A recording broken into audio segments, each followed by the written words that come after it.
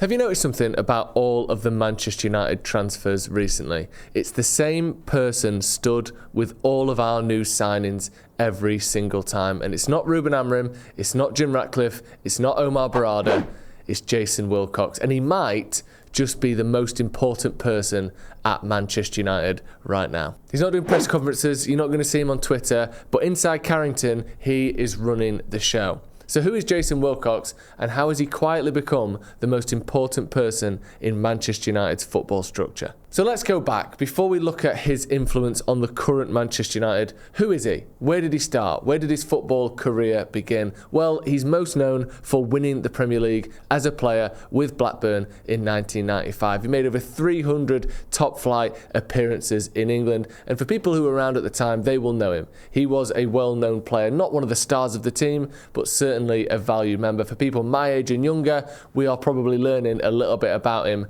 as time goes on. He retired in 2006 from playing and immediately went into coaching. In the early 2010s, he moved to Manchester City, where he really made his name in the coaching and talent ID arena. He started as the under-13s coach and worked his way all the way up to the head of the academy at Manchester City. He was known for bringing through players and having a great eye for talent, the likes of Rico Lewis, Cole Palmer as well, and of course Phil Foden, all passed through Jason Wilcox's coaching at Manchester City. And he was known for having a great eye for talent and being able to make talent improve very, very quickly. He's one of those guys that was highly respected, highly talented, and we'll get to a quote later on from Tiki Bergeristan about just how respected Jason Wilcox's eye and talent scouting was. And that was seen by Southampton when in 2023 he went to take the role of director of football for the then championship side Southampton. And this is where he really proves himself in a senior role. His first properly senior role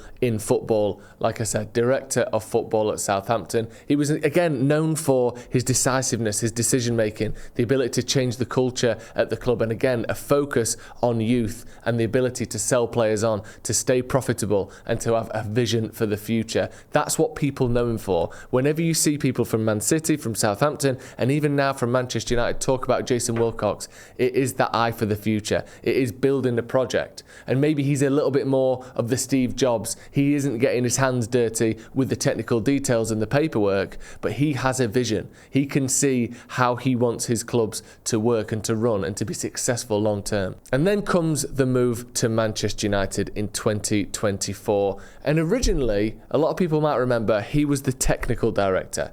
That was his starting role at Manchester United, with Dan Ashworth above him as director of football. So Wilcox's job initially was underneath Dan Ashworth, as I said, and he was meant to kind of streamline the footballing operation, so it wasn't this kind of bloated mega beast that Manchester United had become. He was there to help guide the recruitment as well, the day-to-day look at recruitment, but he wasn't there to shape the entire football vision of Manchester United. That's what Dan Ashworth was there to help with. He was meant to be a middleman between the coaches and Ashworth, and Wilcox clearly impressed in that role. Until the shocking news came that Dan Ashworth had been sacked by Manchester United. Now, no one really saw this coming. We'd spent months trying to get him. We spent a lot of money getting Dan Ashworth here from Newcastle.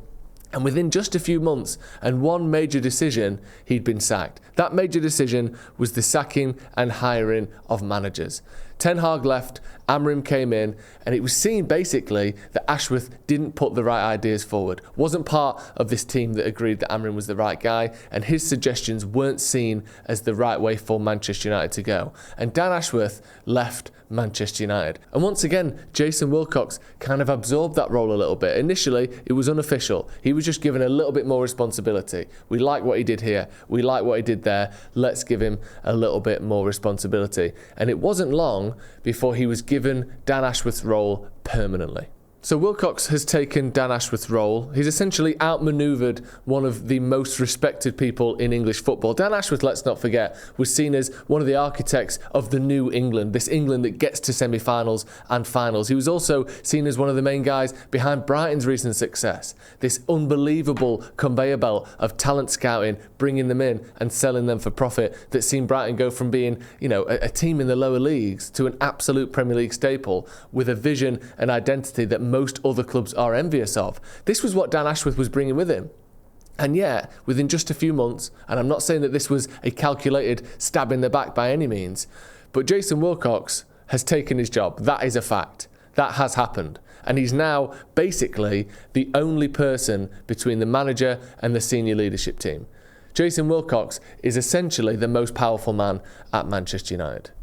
So how has this happened? Well, one big thing is that Jim Ratcliffe clearly loves him. That is a great way to get in there, isn't it? Have the new owner of Manchester United, or the new, basically, controller of Manchester United, Jim Ratcliffe, think you are great. And that is exemplified completely in this quote from a couple of months ago. Jim Ratcliffe said, "We still do not have data analysis at United. All we've got is Jason's eyes." Cheeky, the then sporting director at Manchester City, thought Jason had the best eyes at Manchester City. He knows what's working, what's not working in terms of Ruben's system, which players we are going to buy. Now that is a mad quote, if you ask me, for a couple of reasons. Not just do we have a data team, what he said isn't technically true, and I wonder what that data team thought when they sat there and read that quote, but also it essentially implies that Jason Wilcox kind of just gets to do what he wants. No sort of red tape, no kind of asking here and there, it's just Jason Wilcox's judgment. What do you think, Jason? Yeah, we'll do that.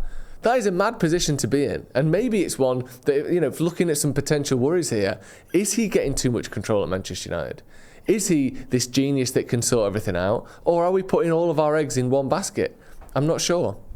The next question is, what is Jason Wilcox's vision? Because that's the important thing here. If he is going to be leading the way, if he's going to be making these massive decisions, and it seems like he is, what kind of decisions can we expect from him? And do we like the new Manchester United that is being moulded in his vision? Well, first of all, it's an emphasis on young players. That is a crucial thing, and we've seen that immediately. Chido Obi coming in for the youth team. Aidan Heaven, an 18-year-old. And Finn, Academy Scoop, said, "I've heard that this is going to be a first-team signing." A lot of people thought, well, there's no chance. He's never really played for Arsenal. And yet, Aidan Heaven is a first-team player at Manchester United. We saw Patrick Dorgu, 20 years old when he arrived. Even the likes of Matheus Cunha, it's a bigger money signing. He's slightly older, but he's still 26. He can complete a full 6-year contract and only be in his very early 30s. That's a marked change from some of the players United have bought over the last few years, the likes of Cavani, the likes of Ronaldo. Even Rafael Varane was 28 when we signed him. And that was seen as a relatively young player at the time. Look at the signing of Casemiro, another one. Big money, late 20s. Christian Eriksen, a free transfer admittedly, but again, 30 years old at the point that we signed him. Those days are done at Manchester United. Instead of spending 250 grand a week on a 30-year-old, even if it's a free transfer, we're going to spend probably a quarter of that in wages, and we will get an 18-year-old who, let's say worst case scenario, isn't here in 5 years' time. His value will have doubled, tripled, 10x'd by the time United want to get rid of him. That seems to be a shift in policy at Manchester United. It's clear. Another one is Premier League proven players.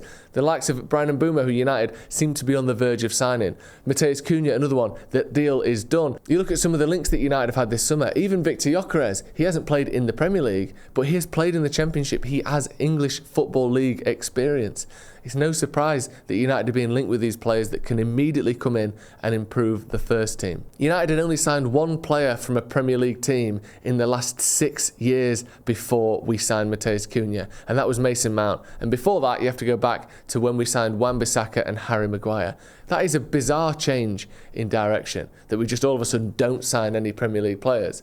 Wilcox is bringing that back. So what more is there to say about Jason Wilcox? Well, he clearly has the trust of the ownership. Jim Ratcliffe is promoting him left, right and centre, giving him more and more scope. He essentially is now Manchester United's football direction. It goes through Jason Wilcox. He also has the coaching experience. He's done that at all academy levels.